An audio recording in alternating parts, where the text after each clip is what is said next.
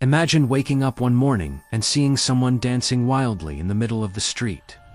At first, it seems strange, but not dangerous. Maybe they're celebrating something. Maybe they're drunk. Maybe they're just having a good time. But then they don't stop. They keep dancing for hours. Then a full day passes. Then 2, then 3. They're sweating, exhausted, barely able to stand. But they continue dancing like something is forcing their body to move. Soon, other people start doing the same thing. One dancer becomes 10. 10 becomes 50. 50 becomes hundreds. Before long, an entire city is filled with people dancing uncontrollably. Some collapse from exhaustion, some suffer heart attacks, and some literally dance themselves to death. This sounds like something out of a horror movie, but it actually happened. In the summer of 1518, the city of Strasbourg experienced one of the strangest events in recorded history. Historians would later call it the Dancing Plague of 1518. And more than 500 years later, no one knows exactly why it happened. The story begins in July of 1518. At the time, Strasbourg was a crowded medieval city, filled with merchants, farmers, craftsmen, and laborers. Life was harsh. Food shortages were common.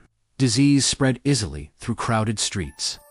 People lived under constant fear of illness, famine, and poverty. It was a stressful place to live. But nothing like what happened that summer had ever been recorded before. One day, a woman known in historical records as Frau Trophia stepped outside her home. Without warning, she began to dance. Witnesses said the dancing wasn't graceful or joyful. It was violent and frantic.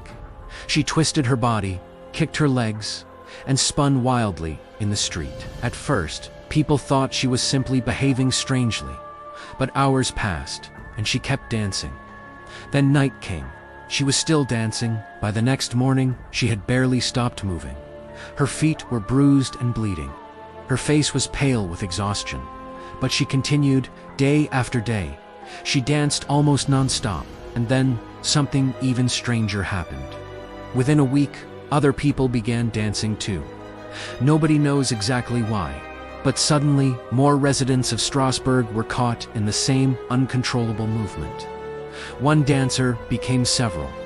Several became dozens. By the end of the month, more than 400 people were dancing in the streets. Men, women, young people, older adults.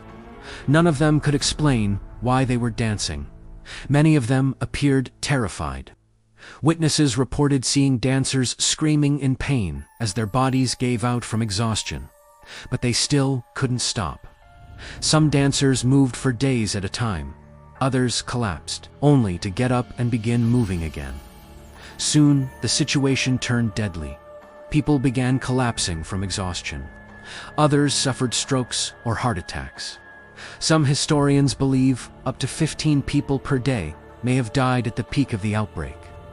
The city was now facing something completely unexplained. City leaders didn't understand what was happening. Doctors at the time believed the dancers were suffering from something called hot blood. According to medieval medicine, hot blood could cause strange physical behavior.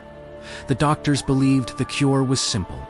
Let the dancers keep dancing until the sickness left their bodies. So instead of stopping the dancers, they encouraged them.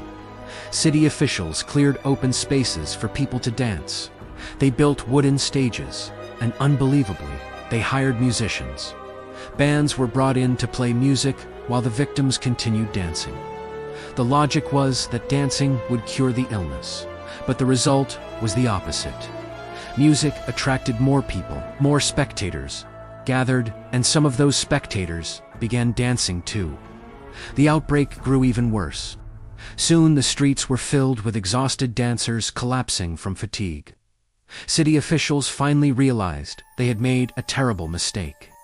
They banned music and dancing entirely. Then they began sending victims to a nearby religious shrine. Many people believed the dancers had been cursed by Saint Vitus, a figure associated with strange nervous disorders. Victims were taken to the shrine to pray for forgiveness and healing. Slowly, over the next several weeks, the dancing began to stop. Eventually, the strange outbreak disappeared, but the mystery remained. For more than 5 centuries, historians and scientists have tried to explain the dancing plague. One theory involves poisoned food. Researchers believe people in Strasbourg may have eaten grain contaminated with a fungus called ergot. Ergot poisoning can cause hallucinations, muscle spasms, and strange behavior.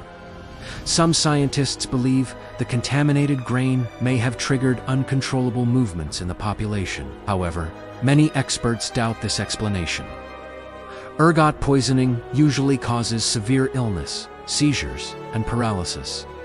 It doesn't typically cause organized dancing lasting for days. Another theory is mass hysteria. This explanation suggests the entire event was a psychological reaction to extreme stress. During the early 1500s, Europe was facing famine, disease, and political instability. The people of Strasbourg were already living under enormous pressure. Some historians believe the dancing outbreak was a form of mass psychological illness. In other words, fear and anxiety spread through the population like a virus. Once a few people began dancing, others subconsciously followed. This type of phenomenon has happened before in human history, but even this theory doesn't explain everything. How could hundreds of people dance for days without stopping? And why did the outbreak suddenly disappear?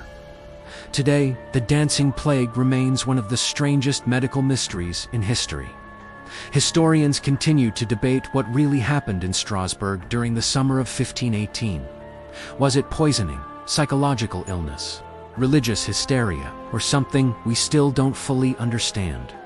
The truth may never be known, but one thing is certain. For several weeks in the summer of 1518, hundreds of people danced uncontrollably in the streets. Some collapsed from exhaustion, some suffered heart attacks, and some literally danced themselves to death. Even today, more than 500 years later, the strange event, known as the dancing plague, remains one of history's most bizarre mysteries.